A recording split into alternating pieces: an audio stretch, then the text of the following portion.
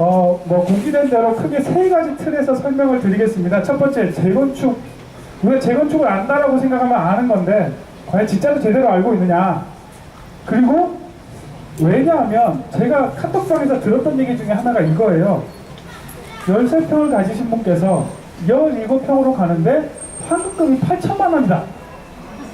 그런 얘기를 했다가 카톡방에서 제가 봤습니다. 그분은 그 말을 믿으셨을 거잖아요. 그런데 제가 왜 그분이 그 말을 믿었을까를 생각해 본 거예요.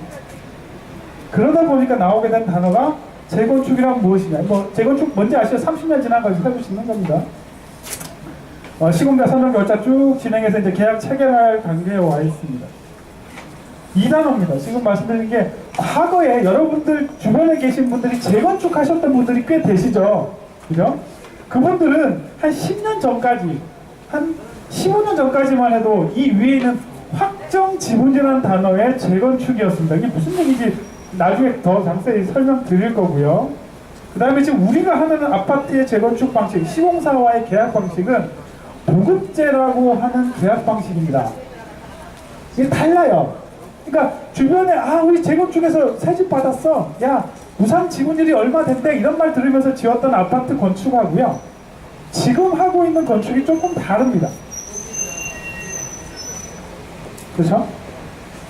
다르다는 사실을 알고 보셔야지 눈에 보인다는 거예요. 한번 보겠습니다. 그러면 확정 지분제 방식과 보급제 방식, 우리가 지금 하고 있는 겁니다. 잘 보십시오. 사업의 이익이나 손해에 대한 책임을 누가 지느냐? 과거에는 시공사가 다 졌습니다. 확정 지분제 방식에서는요. 지금은 누가 지느냐? 조합이 지게 되어 있습니다. 조합이 책임을 진다는 말은 무슨 말일까요? 결국 조합원들이 돈을 내야 된다 라는 이야기가, 손해가 나면 조합원들이 돈을 내고 이익이 생기면 조합원들이 돈을 돌려받는다는 이야기하고 같은 이야기입니다. 그렇죠? 분명합니다. 그래서 실제로는 무슨 얘기입니까? 여기 보시면 일반 분양에 대한 수익 배당은 시공사가 알아서 가져가는 거고요. 실제 은행 주건 같은 경우는 도급제니까 조합원이 원래 챙겨야 되는 거예요. 챙기는 겁니다. 원래 챙기는 게 아니고. 사업비 증가했다는 조합원의 부담은 확정 지분제에서는 없습니다. 그러니까 무슨 얘기입니까? 공사비가 1,000억이 더 들었어요. 물가가 막 올라가지고. 근데 확정 지분제에서는 조합원은 돈 내지 않았습니다. 그러니까 아까 말씀드렸던 13평에서 17평 가면서 8천만 원 받는다라고 하는 것을 확정하고 나면, 예전에는 시공사가 그렇게 주겠습니다라는 말을 하고 나면 그건 시공사가 지켜야 됐습니다. 근데 지금 하고 있는 말들은 다 공중에 날아다니는 말일 뿐이에요. 그 말은 실제가 아닙니다. 그 말을 믿으시면 안 된다는 말씀이에요. 지금부터 그 시공사들에게 들었던 13평에서 17평 가는데 8천만 원 받겠지라고 하는 생각은 저기 멀리 버리십시오. 우리는 그런 방식의 재건축 방식이 아닙니다. 머릿속에서 지우셔야 돼요. 환급 받을 수 있어. 환급 받으려면 엄청 노력해야 됩니다. 머리도 많이 써야 되고요. 그리고 그래서 어떻게 됩니까? 조합원 계약을 하는 시점, 일반 시공사 선정하고 나서 우리가 관리처분인가 끝나고 이제 이게 조합이랑 조합원이 계약을 하지 않습니까? 확정 지분제는 비용이 확정돼서 더 이상 비용이 안 늘어난다고 말씀드렸죠. 보시면 이런 오해를 하고 계신 분들도 계십니다. 뭐냐면 실제 조합원 계약을 합니다. 저희도 조합원 계약을 해요. 나중에 할 겁니다. 1차적으로 합니다. 그건 2차예요. 그 비용이 끝이 아닙니다. 사업을 잘못해서 비용이 더 들어가면 조합원들은 그 돈을 나누어서 다시 내야 됩니다. 무슨 말이? 조합과 조합원이 하는 계약이 끝이 아니라는 사실을 분명히 인지하시고 계속 관심을 가지시면서 사업비 전략이나 또는 이상한 사업들이 진행되지 않도록 하는 것이 필요하다라고 말씀드리는 겁니다. 왜 그런지 아시겠죠? 이건 여러 가지를 보셨겠지만 결국 보급제의 가장 좋은 건 뭡니까? 시공사가 사업기간을 딱 정해버렸죠. 몇 개월 안에 짓겠다라고 했기 때문에 공사 속도는 좀 빠른 편입니다. 근데 뭔 말이죠? 미분양, 공사비, 사업비의 증가는 조합원이 모두 감당해야 된다는 저 말은 상당히 중요한 말입니다. 꼭 아셔야 될 말이라는 거죠. 확정 지분제는 뭐랍니까? 사업비 조정도 안 되고 미분양 시 조합원 부담도 없습니다. 그러니까 시공사가 다 책임지는 거예요. 모든 이익과 손해는 시공사에서 책임지는데 사업이 이득이 있을 경우 시공사가 100% 가져가죠. 대신 지금까지 옛날 확정지분제 재건축의 가장 큰 문제, 재건축 재개발의 문제가 뭐냐면 항상 물가 상승을 하죠. 그래서 내장재가 개판인 경우가 많습니다. 이해되시죠? 옛날 방식 확정지분제는 저품질 아파트 분양이 생기는 경우가 많았다는 거 보시고, 그 다음에 이제 시공사랑 조합이랑 야 이거 했으니까 이거 하나 빼줘 막 이런 거 많이 했습니다. 그래서 실제로 확정지분제는 비용에 대해서는 확정적이지만 품질은 또 왔다 갔다 했고요. 물론 도급제라고 해서 품질이 좋으냐 그건 아닙니다. 잘 관리해야지만 좋은 품질 아파트가 나옵니다. 그래서 조합을 계속 압박해야 될 필요가 있는데, 좋은 아파트씩 지어줘, 니들이 관리 잘해줘야 돼 라고 계속 압박을 해야만 좋은 아파트를 받을 수 있습니다. 부실한 아파트라고 제가 지금까지 알고 있는 상황으로만 보면 뭘까요? 비리가 많은 또는 문제가 많았던 조합일수록 아파트의 품질도 개판입니다. 그렇죠? 대부분 그렇습니다. 그래서 그런 문제가 발생하지 않도록 하는 것, 그래서 지속적으로 조합이 시공사나 감리 또는 여러 가지 방법을 통해서 시공사를 감시하지 않으면 해답은 나오지 않습니다. 그럼 확정지분제라는 게 뭐였는지 한번 우리 다 아실 거예요. 예전에 뭡니까? 각 조합원들이 뭐야? 대지지분. 그래서 여러분들 은행주 사시면서 대지지분 좋다고 다들 기뻐하셨죠, 그쵸? 그래서 뭐였습니까? 무상지분율을 130% 준다고 가정을 해보죠, 그쵸? 26평 아파트가 대지지분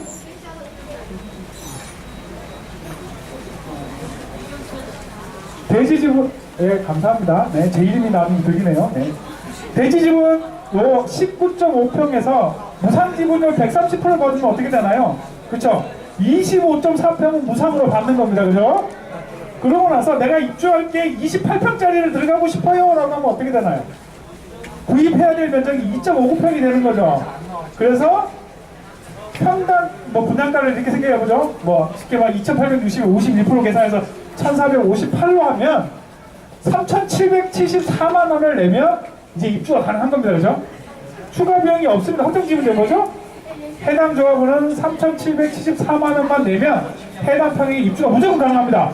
내부의 내장재가 어떻게 잘못되어 있지 그런 관심은 없고요. 결국 과거에는 이렇게 돈이 확정되어져서 된다 라는 게 중요한 겁니다. 그러니까 확정지분제는 이미 조합과 조합원이 시공사와의 계약을 통해서 비용을 확정지었다. 그게 제일 중요하니까. 잠깐만요. 지금 설명을 하다가 좀 어수선해지고 있는데요.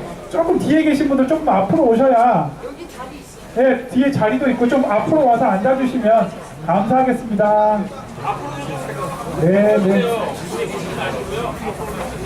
말로도 있습니다. 말로. 네네. 잠깐만 자리 정리하고 다시 또 설명드리겠습니다. 아까 제 이름, 제가 이영철입니다. 예, 여러분들. 이제 얼굴까지 알려져서 큰일입니다. 이제 이 동네 다니기가 힘들 것 같습니다. 예, 그 확정 지분제를 제가 설명드렸죠. 이제 대충 이해되시죠? 과거의 재건축은 이랬습니다. 비용이 확정적이었다. 계약하는 언제요? 조합과 조합원이 계약하는 시점에 이미 비용이 확정되었고 내가 입주할 때까지 그 돈만 내면 무조건 입주하는 겁니다. 도급제 하면 뭐가 나오느냐? 되게 말이 어렵습니다. 한번 읽어보겠습니다. 조합원이 보유한 주택 상가 현재 가치를 평가하고, 지금 뭐랄까 우리 그 조합 설립할 때 감정평가라는 걸 했었죠. 업체 뽑아가지고. 그래서 각 집마다 이 집은 얼마짜리란 가치 평가를 합니다. 1층은 얼마, 2층은 얼마, 3층은 얼마 해서 각 세대당 이 아파트의 가격이 얼마, 지금 현재 가격이 얼마다라고 하는 걸 감정평가를 받습니다. 근데 그게 뭐냐면 실제 여러분들 그 감정평가는 시세대로 안 나옵니다. 시세보다 낮게 나와요. 시세대로 왜 안 줘요? 라고 하지 마시고요. 그냥 원래 시세보다 좀 낮게 나온다 생각하고 계시면 될 것 같고요. 그 다음에 실제 추정입니다. 여기서 추정의 분양 수익과 사업비를 기초로 해서 비례율이라는 걸 만듭니다. 이게 무슨 말일까요? 나중에 또 뒤에 설명 나오니. 그 다음에 추정 비례율과 종호 가치를 기초로 해서 조합과 계약을 합니다. 말이 어렵죠. 조금 이따 설명되니까요. 그 다음에 여기서 중요한 말은 이겁니다. 여러분들 꼭 드리고 싶은 말씀 이 말인데요. 나중에 지금은 뭐였죠? 추정이었죠, 추정. 여러분들이 조합과 조합원 사이에 계약을 할 시점은 뭐냐면 추정 계약, 추정입니다. 추정. 분양 수입도 추정이고 사업비도 추정입니다. 확정되지 않았어요. 지금 조합에서 계속 얘기하죠. 사업비 확정 안 됐고 분양 수입도 확정이 안 됐으니 비대율을 정할 수 없다라고 얘기하죠. 그렇죠? 지금 시점에서 계속 조합은 그렇게 얘기합니다. 근데 그럼 그거 언제 끝나느냐? 언제 실분양 분양 수입이 결정되느냐? 일반 분양이 끝나야 알 수 있죠. 그렇죠? 그러면 이제 또 하나 묻겠습니다. 총 지금 비대율이라고 그랬는데 사업비가 확정되는 시점은 언제일까요? 여쭤보겠습니다. 이 사업이 끝나야 확정됩니다. 그럼 우리 말대로 하면 이 비대율은 끝날 때까지 확정된 적이 없습니다. 그쵸? 그럼 우리는 비대율을 그럼 계속 조합은 야 청산할 때까지 기다려. 아직 비용이 확정되지 않아서 계속 이럴 거잖아요. 그죠? 그러나 지속적으로 이 비대율은 이야기돼야 되고 그 비대율 속에서 우리가 부담해야 돼. 조합원들이 조합원으로서 내가 입주할 때까지 부담해야 될 비용에 대해서 예산을 짜야 되잖아요. 갑자기 어느 날 가서 1,000만 원 내래요. 1,000만 원이 여기서 한 개 떨어지는 건 아니잖아요. 여러분들 죄송하지만 뭐 저희가 사업비를 이렇게 쓰다 보니까 추가적으로 들어가서 조합원당 한 500만 원 정도 더 나올 것 같습니다라고 말을 해주면 이제 그 논리적으로 이해가 되면 500만 원 미리 준비해 놓을 수도 있는 거잖아요. 그렇죠? 그래서 이런 것들이 지속적으로 좀 이야기 됐으면 좋겠다. 그래서 언제 된다고요? 나중에 향후에 실수익과 실사업비를 기반한 비례율이 계속해서 변경됩니다. 여러분들 총회할 때 사업비 안을 승인하시거든요. 그죠? 사업비 예산안이라는 걸 계속 승인하셨습니다. 지금까지 총회하시면서. 그걸로 인해서 계속 비례율은 바뀝니다. 최종 비례율을 바탕으로 해서 조합원 부담은 언제 결정된다고요? 최종 비례율, 실, 사업비, 수입 사업비를 계산해서 비례율이 변경되기 때문에 최종적으로 조합원이 부담되는 걸 언제 알 수 있을까요? 청산할 때 알 수 있습니다. 몰라요. 정확하게는 조합이 청산되기 전까지는 알 수 없습니다. 그럼 뭐 끝날 때까지 그냥 가만히 있을까요? 아니죠. 계속 이야기하고 생각하고 조합으로도 그런 자료를 받아서 내가 무언가 준비할 수 있도록 만드는 건 필요합니다. 그래서 조합의 사업 운영과 일반 분양 수익에 따라 각 조합원의 부담은 계속해서 달라지고 있다. 총회를 할 때마다 가격이 달라지고 있다는 겁니다. 내가 분담해서 돈이 조금씩 바뀌고 있는 거예요. 분양 수익이 잘 되면 내가 받을 돈이 생기는 거고 사업비를 많이 쓰면 내 돈이 나가는 거예요. 그래서 여러분들 이제 중요하죠. 그렇죠? 돈이 많이 중요하잖아요. 그렇죠? 그러면 아까 확정 지분제 수많은 말들이 나왔는데 우리의 필요한 건 요따고 아무짝에도 쓸모가 없다는 거예요. 무상 지분들도 없고요. 그러니까 이런 얘기입니다. 26평에서 뭐 내가 대시집은 19평이니까 무상 지분율 150%. 그러니까 대부분 우리 재건축 시장에 못 물어봤어요. 몇 평 그냥 갈 수 있어요? 이렇게 물어봤잖아요. 그죠? 아마 여기 다들 물어보시고 관심 있어요. 근데 다 거짓말이라는 얘기입니다. 몇 평 갈 수 있어라는 말은 없어요.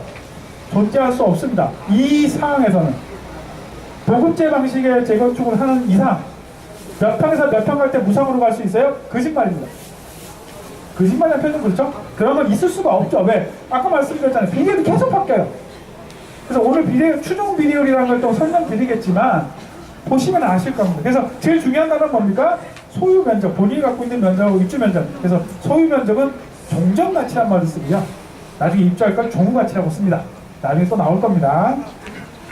네, 그러면 사업성 검토를 이제 해봐야 되잖아요. 그럼 우리가 초기에 우리가 조합 설립할 때 받았던 금액이 있습니다. 그렇죠? 아까 비례율이라는 단어 나왔죠? 비례율. 되게 중요합니다.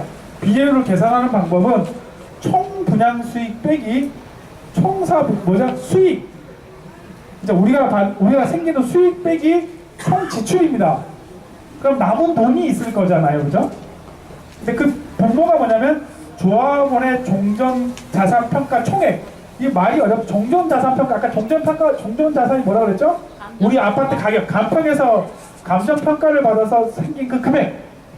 그거죠. 그걸 다 더합니다. 세대별로 여기 100만, 여기 200만, 여기 300만 원 하면 600만 원짜리 자산가치가 되는 거잖아요. 그죠? 그러니까 이 비례율은 뭐냐면 우리 전 조합원들이 갖고 있는 물건들의 가격들을 다 더하는, 현재 평가받은 금액을 다 더합니다. 이 금액이 모수가 되고요. 그것보다 수익이 더, 그러니까 그러니까 여기서 여기를 빼서 사업비를 빼서 곱하기 100%라는 비례율이 나오는데, 그죠? 그래서 여러분 조합 설립할 때 몇 프로 받았죠? 106.2% 받았죠, 그죠? 그러니까 지금 무슨 얘기입니까? 그 말은 뭐냐면 조합원의 종전 자산보다 106%만, 그러니까 6%만큼의 자산이 늘어난다는 거예요. 그러니까 우리가 돌려받았던 지금 평가보다 더 좋게 받는다는 이야기인 거죠. 그래서 비율은 높을수록 좋다. 나중에 또 설명드리겠지만 또 나올 겁니다. 그래서 분양 수익에는 조합원의 분양, 우리가 분양받는 거 수익이 있죠. 그다음에 일반 분양 수익이 있습니다. 그다음에 상가 분양 수익이 있습니다. 이걸 다 더해요. 그다음에 사업비에는 지금 우리 시공사랑 해야 될 계약에서 들어간 공사비, 그다음에 기타 사업비라고 합니다. 이게 뭐냐면 뭐 시공사랑 계약하는 거 말고도 조합이 해야 될 일이 많이 있습니다. 근데 예전에 그건 시공사가 다 알아서 했겠죠. 그래서 기타 사업비, 여기는 금융비용, 이주비 금융비용이라든지 조합의 사업비 대여금, 뭐 금융비용, 여러 가지 금융비용이 또 포함되어 있습니다. 분양 신청한 조합원들의 감정평가 금액. 그래서 근데 여기서 이제 여러분들 이제 비례율만 자꾸 생각하시잖아요. 근데 여러분이 진짜 중요하게 봐셔야 될 거는 권리가액입니다. 이게 무슨 말이냐면 비례율도 중요하죠. 왜? 비례율이 왜 중요할까요? 권리가액을 계산하기 위한 방법이니까요. 얘기해 보겠습니다. 조합원의 감정평가 금액이 1억이라고 쳐보죠. 그죠? 그러니까 비례율이 100, 한 200% 됐다고 치죠. 그러면 이 집의 가치가 얼마라고 얘기하는 거냐면 2억이라고 얘기하는 거예요.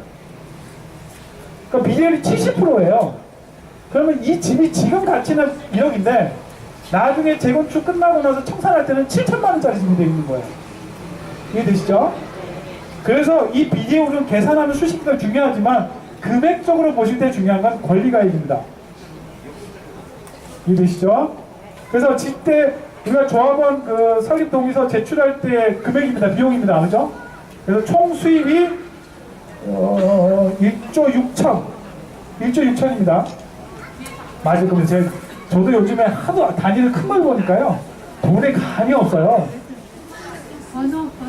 아, 저기 뒤에서 들리는 말이요, 뒤에 계신 분들 잘 안 들리신대요. 좀 앞으로 좀 오셔서 사람들 좀 더 많은 분들이 들리실 수 있게 조금만 앞으로 좀 옮겨주시면 감사하겠습니다.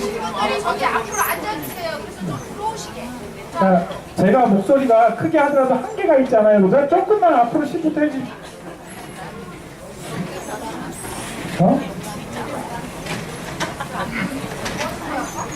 조금씩만 앞으로 옮기셔서, 제가 지금 목이 아프지만 좀 많이 큰 소리로 하려고 노력하고 있습니다. 조금씩만 앞으로.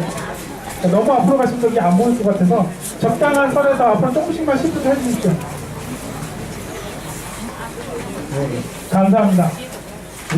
이렇게 잘 질서정연하게 옮겨주시면 조금씩만 앞으로 옮겨서 또 앉아주십시오. 네. 그럼 이제 조합 설립 조금씩 이동하시면서 들으세요. 예. 뭐 이것도 한정없이 끝까지 할 수는 없으니까요. 천천히 하면서 하겠습니다. 천천히 할게요. 예, 잘 들으십시오. 그래서 우리가 조합에서 일반 분양, 조합원 분양 다 더해서 뭐 1조 5,720억 원 정도, 그렇죠?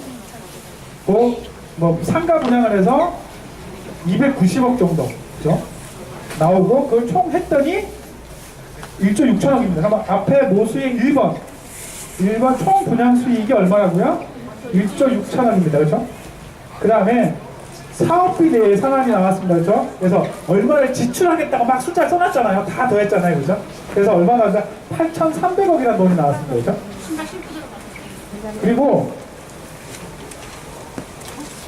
그리고 이제 나온 게 뭐였냐면 또 조합원 종전자산 평가 총액을 얼마로 했냐면 7,270억으로 했습니다. 이해되시죠? 또 이해되시죠? 그러니까 정확하게 보셔야 될 게 뭐냐면 아까 총 분양 수익이 1조 6천억, 총 사업비가 8,300억, 그 다음에 종전자산이 평가 총액이 7,200억이라서 비례율이 106.02%가 나오는 거였습니다. 그죠? 6%만큼 가치가 상승한다. 이 말이 무슨 말이냐? 다음 편을 보죠. 이걸 보셨잖아요. 그죠? 여러분들 이거 보셨죠? 뭡니까? 보시죠. 75로 보겠습니다. 이 75로 기준, 계속 이 75 기준으로 가볼게요. 너무 낫나요? 75에서 74형으로 갈 때 돈을 얼마 내나요? 830만 원입니다. 네. 830만 원입니다. 1,000원이니까요. 830만 원입니다. 830만 원만 내면, 내가 한 형이죠. 75에서 74니까 조금 내려가는데, 그럼 800만 원만 내면 입주할 수 있다라고 들었어요. 그러니까 이거면, 이 정도면 그래도 동기랑 폐경 때 가면서 거의 돈 안 내고 들어가는구나 생각하셨을 겁니다.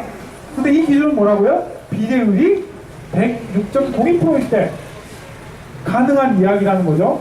과연 우리가 계속 106.2%를 지킬 수 있냐는 문제고요. 또 다른 이야기가 또 나오겠지만 어쨌든 이렇게 보자고요.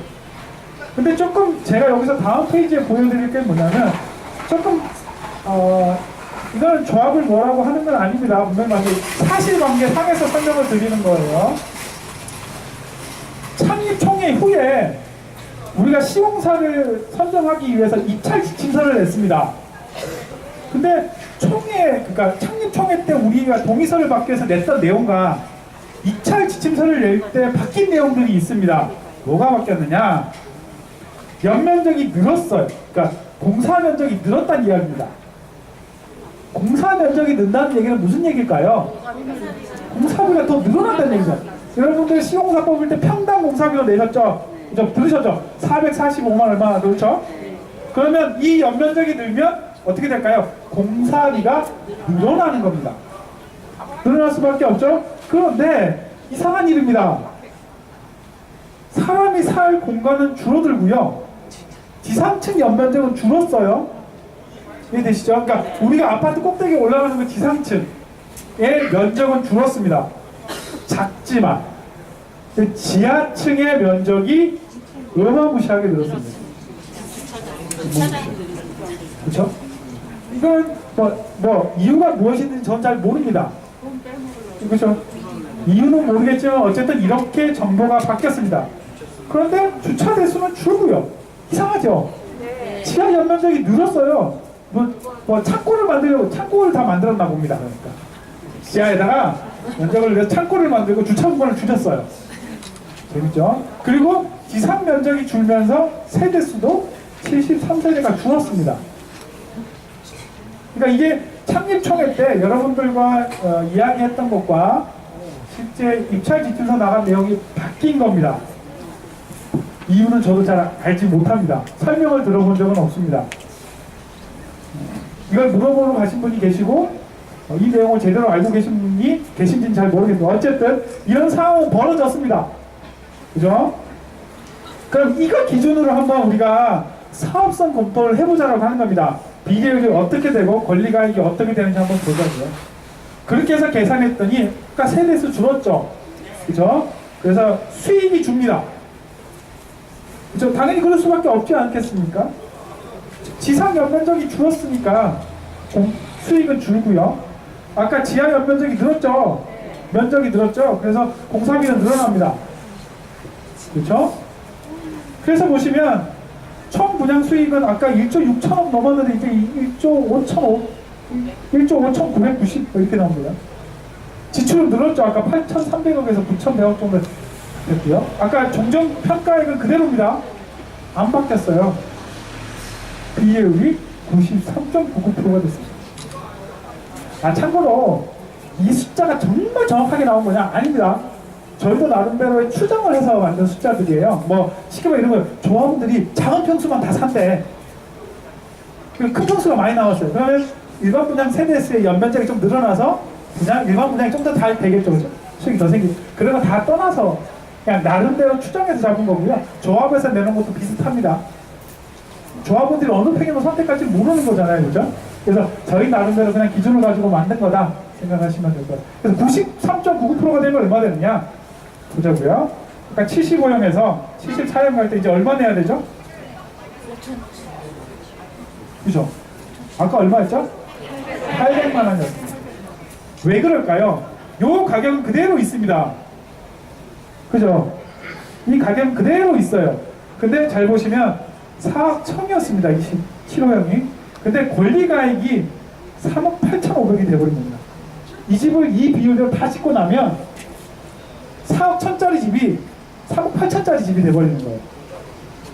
아까 106%일 때 어떻게 됐을까요? 4억 1천보다 더 컸겠죠? 그죠? 집 가격이 쉽게 말하면 가만히 시세가 떨어져 버린 거예요. 그러니까 어떻게 됩니까? 돈을 이만큼을 더 내야 될 상황이 됐다. 그러니까 돈 내세요 이랬겠죠. 금액이 5,764만 1,000원입니다. 가정적으로 아까 800 얼마였죠? 엄청 늘었습니다. 그래서 일단 이 분양가는 정확히 얘기 볼게요. 일반 분양 1,850에 했을 때입니다. 지금 조합에서 내놓은 건 아닙니다. 그러니까 분양가가 올라가면 일반 분양가가 올라가면 당연히 이제 수익이 더 생기니까. 네, 감사합니다. 더 올라가기 수익이 더 생기니까 더 비례율이 올라가겠죠. 이건 어디까지나 기준이 1,850 조합 설립 인가 때 일반 분양가로 한 겁니다. 이렇게 말씀드리는 거고요.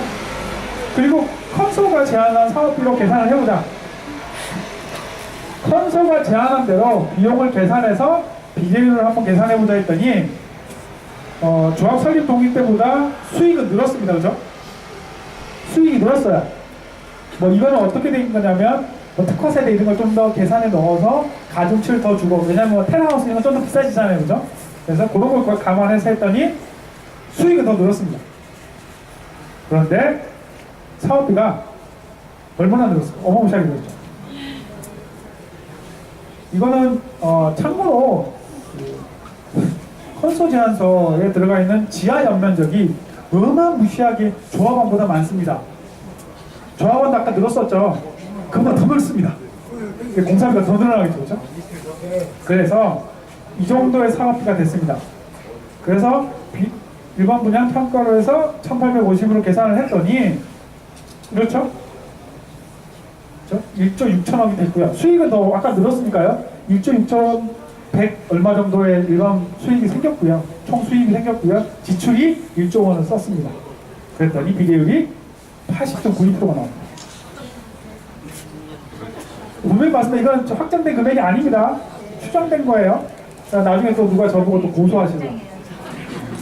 이건 어디까지 추정된 금액이고 추정된 숫자니까요. 너무 이게 여기에 매달리는 게 아니라 여러분들이 아셔야 된다는 게 뭐냐면 비계율이 바뀌고 권리가액이 어떻게 바뀌는지를 아셔야 앞으로 자료를 보실 때 사업비가 하나 늘어나면 이렇게 되는구나, 일반 분양이 이렇게 되면 이렇게 되는구나 아실 수 있잖아요. 그죠? 그래서 하는 겁니다. 이 숫자에 너무 집착하실 필요는 없어요. 그랬더니 어떻게 됐습니까? 7호령에서 7사령 갈 때 이제 얼마 낼까요? 1억 1,100만 원을 내야 됩니다. 이해되시죠? 이제 이렇게 되는 겁니다. 어마무시하죠? 이제 7호령에서 7사령 가는데 1억 1,000 내시면 됩니다. 근데 처음에 그 여우님께서 카페가 73% 얘기하셨던 건 뭐였냐면 부가세 계산을 조금 잘못해서 원래 89형이죠? 전형문제 85.9 그러니까 80 하여튼 뭐 기준이 있습니다. 국민주택 기준 이하는 부가세가 없어요. 그러니까 공사비 줄 때 부가세 주지 않습니다. 근데 그거를 다 준다고 부가세 다 준다고 계산하니까 73%가 나왔던 거고요. 그랬으면 여기 얼마 나오냐면 1억 4천 나옵니다. 네, 73%면. 그러니까 잘 보시면 대충 비계율에 따라서 내가 내야 될 돈과 액수가 커지는 거야 사실은 알겠죠, 그죠?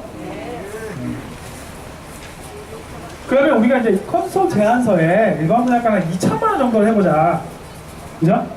그럼 얼마나 될까? 했더니 사업비는 저기 수익은 늘겠죠, 그죠? 일반 분양가를 높였지 않습니까? 그러니까 당연히 1조 6천억이 됐어요. 사업비는 그대로죠. 사업비는 그대로잖아요. 공사비가 늘어날 건 없으니까. 그랬더니 87.44%가 됐습니다. 맞나? 맞지? 조금 올라갔겠죠? 그랬더니 이제 조금 나아져서 7호령에서 7사령 갈 때 8,400만 원을 내는 겁니다. 이거는 분양가 2,000대입니다. 근데 좀 이상하게 보이시지 않나요? 분명히 어젠가요? 그젠가요?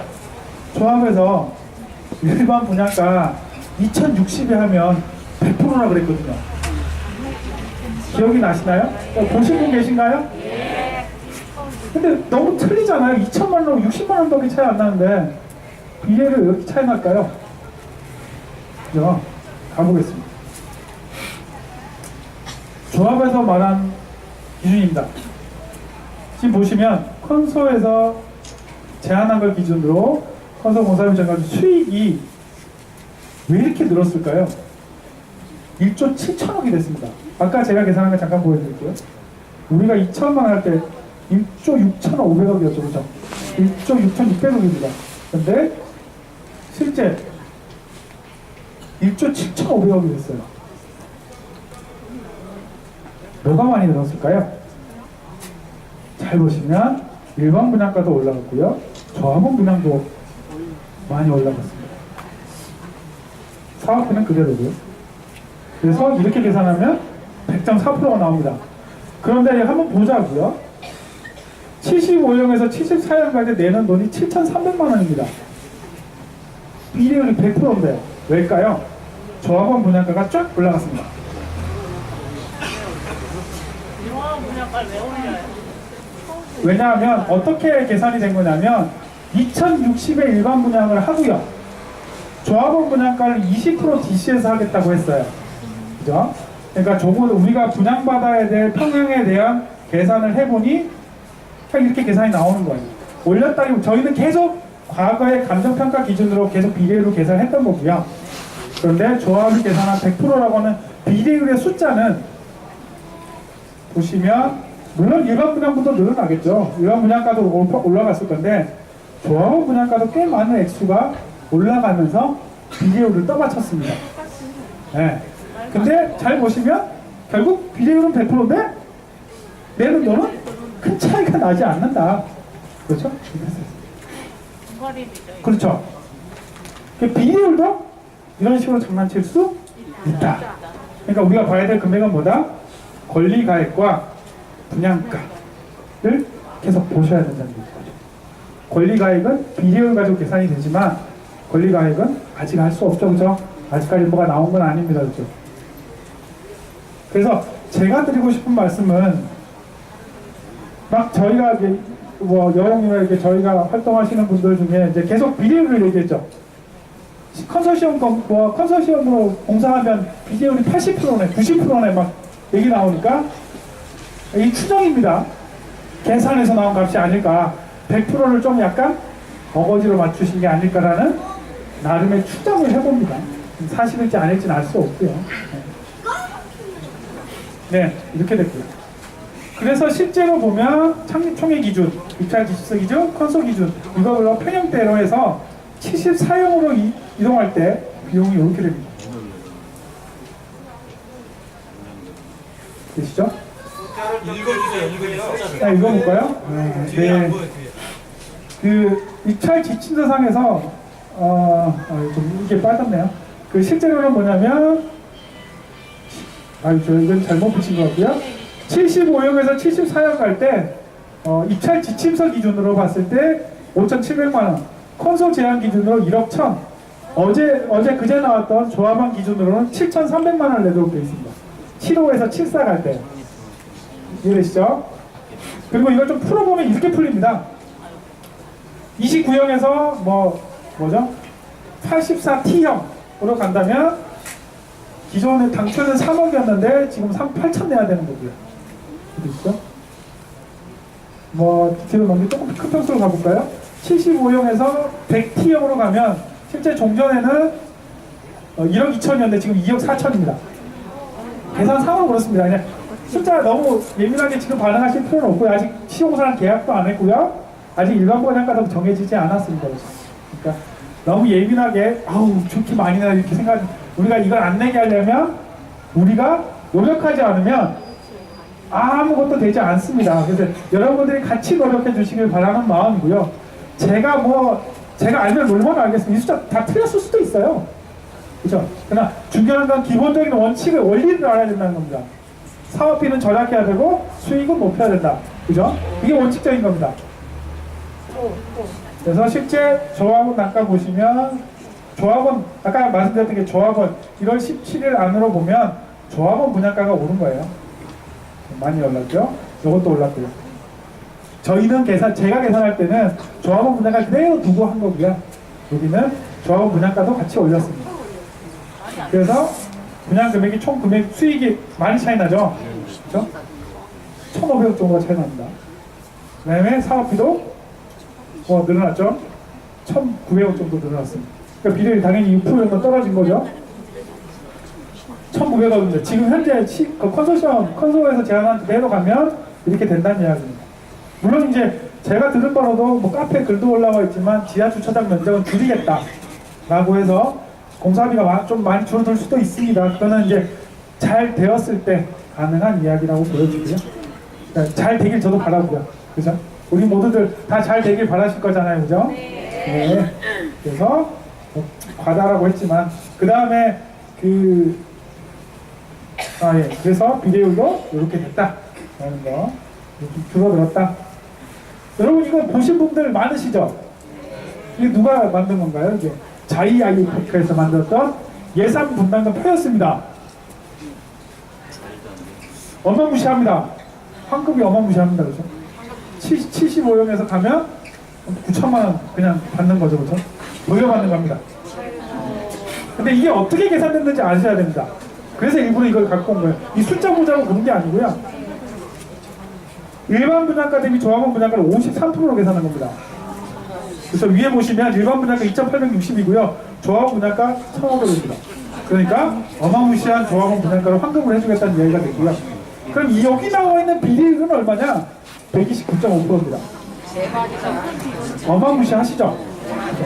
이렇게 해서 시공사 홍보를 한 겁니다. 이게 가능합니다라고. 어마무시하죠? 이 숫자에 이제 어떻게 보시는지는 아시겠죠? 그쵸? 네. 이 노름에 속으시면 안 된다는 거예요. 속지 말자. 누가 뭐라 하든 속지 말자.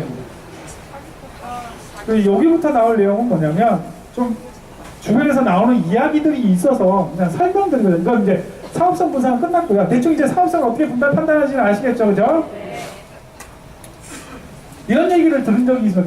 우리 집값이 올랐으니까 감정평가 금액이 올랐으니 나중에 돈 낼 거 줄어들 거야 라고 얘기하시는 분이 계셨다고 들었어요. 그죠? 집값이 오르면 좋을 것 같잖아요. 그죠? 그죠? 보겠습니다. 종전자산 가치가 올라갔잖아요. 그죠? 조합원 감정평가 금액이 올라갔습니다. 어떤 일이 벌어진 걸까요? 잘 보십시오.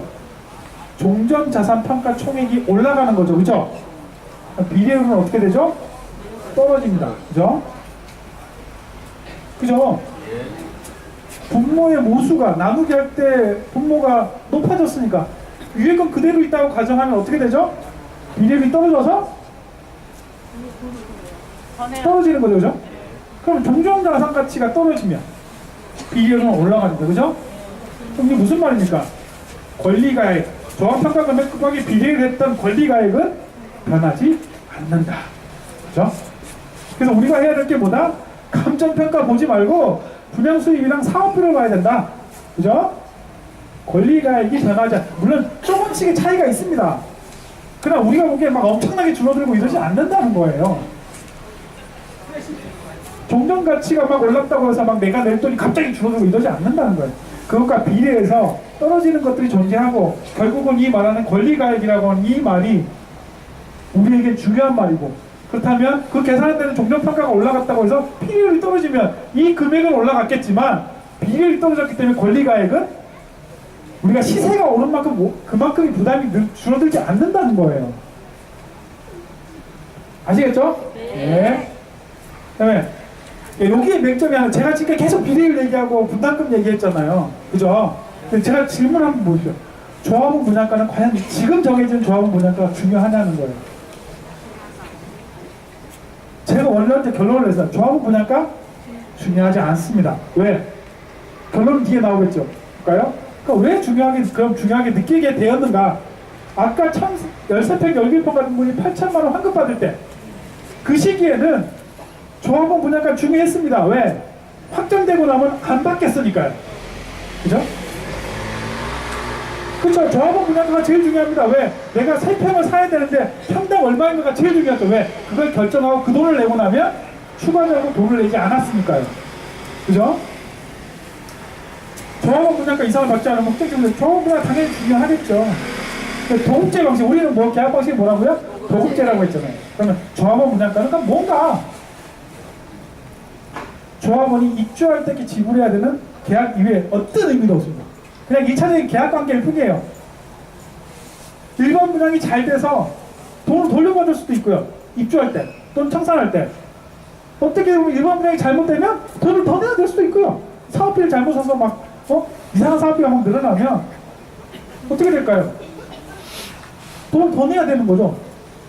내가 계약했던 1차적 계약 관계밖에 없다는 겁니다. 언제까지? 입주할 때까지 내는 돈 내야 그거에 대한 계약만 한 거예요. 확정이 아니라는 사실을 아십시오. 제가 예전에 누구한테 들었는데 신용주공에 계신 분들이 조합원 계약을 했으니 그것만 내면 돼 라고 생각하시는 분들이 계시답니다. 그거를 그렇게 믿고 계시면 나중에 컵이 터집니다. 컵이 터집니다. 뭐죠? 조합원 부담은 계속 바뀐다. 그래서 왜 그렇죠? 아까 비율이 계속 바뀐다고 말씀드렸잖아요. 그죠? 분양 수익이 많이 잡히면 비율이 올라갈 거니까 내가 나중에 계약금만큼은 다 줬겠지만 돈을 끝나고 나면 돈을 돌려받는 거예요. 비율이 그때보다 좋아지면. 그죠? 지금 내가 조합원 계약할 때는 아까 말씀드린 잘 보세요. 실분양 금액이 아니고요. 이해되세요? 실사업비 내역이 아닙니다. 그래서 어떤 일을 비율이 추정이라고 말씀드렸잖아요. 그죠? 계약한 조합원과 조합이 계약하는 시점에는 추정 비례율로 계산해서 계약을 합니다. 그럼 나중에 입주할 때 또는 청산할 때 시점은 어떻게 해요? 실사업비와 실분양금을 가지고 비례율을 계산해서 최종적으로 당신이 부담해야 될 돈이 1억 5천인데 당신이 이미 2억을 냈으니 5천만 원 돌려줄게. 이게 최종적인 거예요. 그래서 말씀드리는 건 계속 변합니다. 그래서 조합원 분양가에 너무 열매지 마시라는 거예요. 53% 해주면 어떻고 60% 해주면 뭐합니까? 나중에 결국은 돈 내야 되는데. 하나는 있습니다. 뭐가 있을까요? 계약금만큼 내야 되니까 그만큼의 금융비용이 생기겠죠. 그렇죠? 너무 많이 잡아놓으면 내가 대출을 많이 받아야 되든지 그죠? 그런 상황들이 생기겠죠. 그러나 이것이 끝이, 그러니까 제가 여기서 드리고 싶은 말 분양가가 중요하지 않다가 아니라 조합원 분양가라고 하는 그 계약된 금액은 그게 끝이 아니다라는 사실을 제발 기억하고 계셔야 된다는 거예요. 계약했으니 이제 이것만 내면 되겠지. 그럼 제가 봤을 때 입주 때까지 지불하는 금액일 뿐이에요. 나중에 더 내실 수도 있습니다. 돌려받을 수도 있고요. 사업을 어떻게 하냐의 문제입니다. 그죠? 뭐 분양 수익, 사업비도 전략하게 되면 비리율도 상승할 거고요. 분양 수익이나 사업비가 전략을 못해서 감소할 경우 비리율이 가면 추가 분담금을 더 내셔야 된다는 거예요. 조합원의 계약이 끝이 아니라 오히려 그런 부분에서 일반 분양이 확실하죠. 뭡니까? 입주할 때까지 날짜 정해놓고 더 추가적으로 내는 거 없잖아요. 조합원은 아닙니다. 여러분들 그래서 이 말을 적은 거예요. 조합원 분양가 중요한가? 중요하지 않다가 아니라 이게 끝이 아니다라는 사실을 꼭 기억하시길 바라겠습니다. 그렇죠? 조합원이 부담해야 되는 최종 금액이 아니라 이것만 기억하십시오. 세 번째, 많은 말들이 나오죠. 2,860 저도 하고 싶습니다. 꿈꾸는 금액이고요.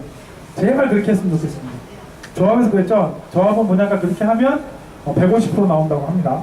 아까 조합원 분양가 20%대로 주면 비리율이 한 150% 나옵니다. 어마무시하게. 신혼주공이 1,790에 나갔고요. 금강 상구역이 금강 상구역이 어디냐면 금강동 삼성 내면 앞에 있는 빌라촌 재개발하는 거죠. 1,620액이야. 북일의장이 요즘에 유명해졌었죠. 1,820에 했습니다. 그죠? 맞죠? 과연 그렇다면 우리는 얼마를 받을 수 2,860.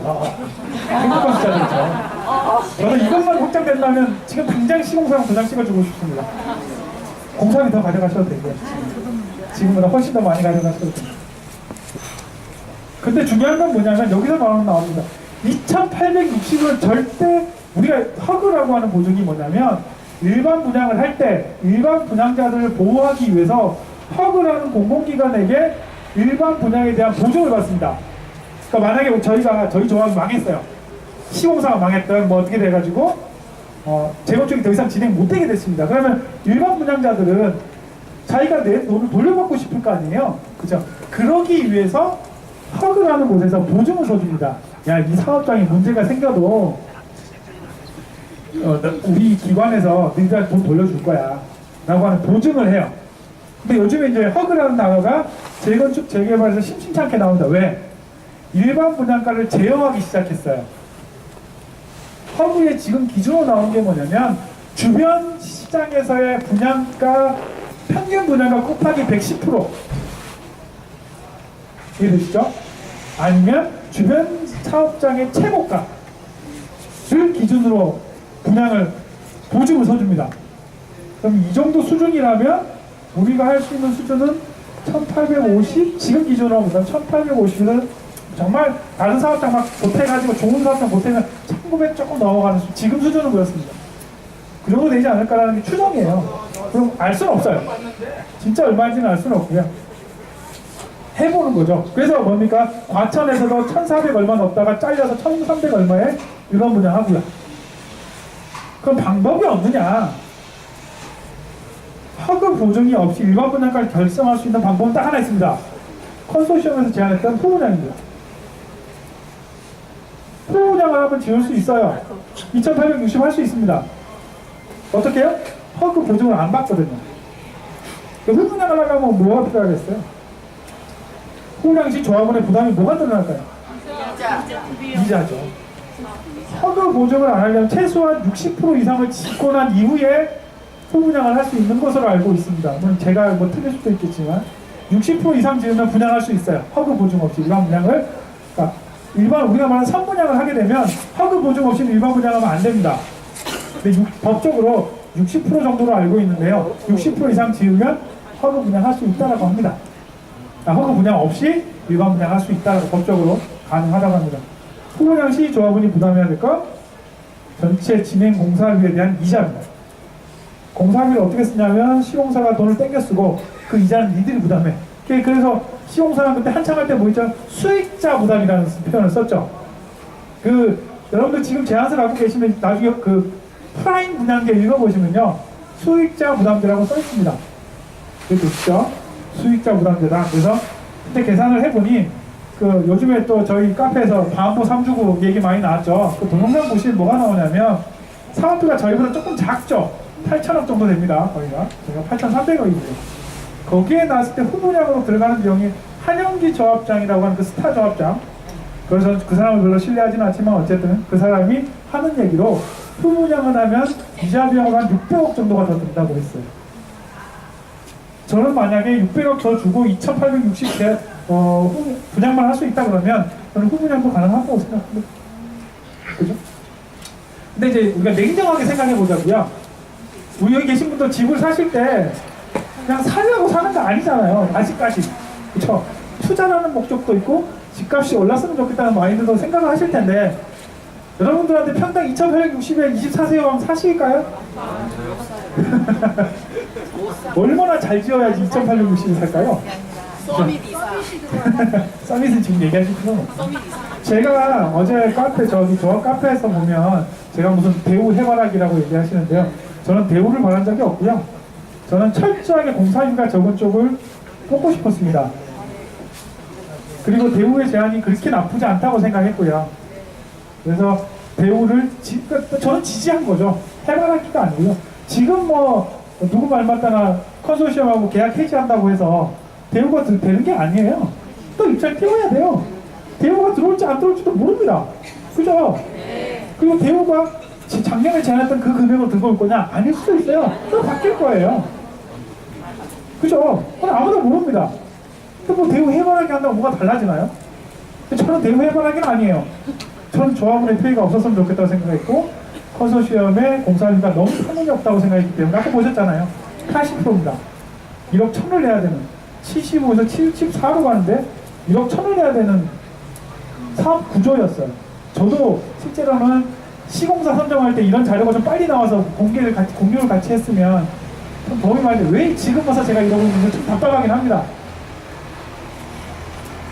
어찌되었건 앞으로 우리는 갈 길이 멀어요. 초성하신 분들도 계시고 여러 가지 상황들이 지금 전개되고 있습니다. 시공사 계약도 조합 카페에 올라온 글로만 보면 자기들이 말한 걸 지키지 않으면 계약서에 도장 찍지 않겠다라고 하시는 조합장님이 그렇게 얘기하셨다고 합니다. 이게 이제 저는 그 단어만을 믿지 않고요. 어떻게라는 단어가 제일 중요할 것 같아요. 2860으로 어떻게 보장해 줄래? 카톡방에 올라오는 걸 보면 이런 얘기 들리죠. 35층 6개월이면 되고 뭐 평당 34평이 10억 개 가게 해주겠다라고 하는 공원. 그죠? 그런 공원들을 계약서상에 어떻게 녹여서 당신들이 확정해 줄지 저도 잘 모르겠어요. 저도 계약서를 전문적으로 검토하는 사람은 아닙니다. 그래서 솔직히 말씀드리면 저도 조금 계약에 대해서 다시거든요. 조금 따뜻한 거 없을까요? 또 다른 데보다 손이 시려워서 손을 좀 녹여주고 했는데 혹시 핫팩 있으신 분 있을까요?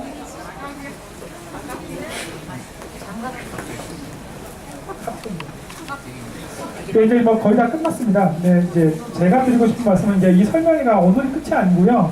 아마 재건축을 하시다 보면 아셔야 될 거, 그리고 그때그때 필요한 것들이 많이 있을 거라고 생각되어집니다. 저는 이제 오늘 할 이유는 아직까지도 어르신들께서 확정지분제라는 그 환상, 시공사가 얘기했던 건 지키는 거야, 지킬 거야 라고 하는 생각, 다 거짓말입니다. 네, 그냥 수주하려고 던졌던 말들 정도로만 생각하시면 될 것 같아요. 네, 감사합니다. 네, 뭐 괜찮습니다. 손을 좀 녹이는 거니까요. 어쨌든 그리고 어떻게 하다 보니까 오늘 이 장소에서 설명회를 했잖아요. 다들 추우시고 힘드신데 어떻게 하다 보니까 이렇게 됐습니다. 솔직히 뭐 카톡방에서 들으신 분들은 아실 거고 다들 왜 여기 사오 계신지 아시는 분들도 계실 것 같은데요. 어찌되었건 다음에는 이런 장소보다 좀 더 따뜻한 공간에서 할 수 있도록 준비를 할 거고요.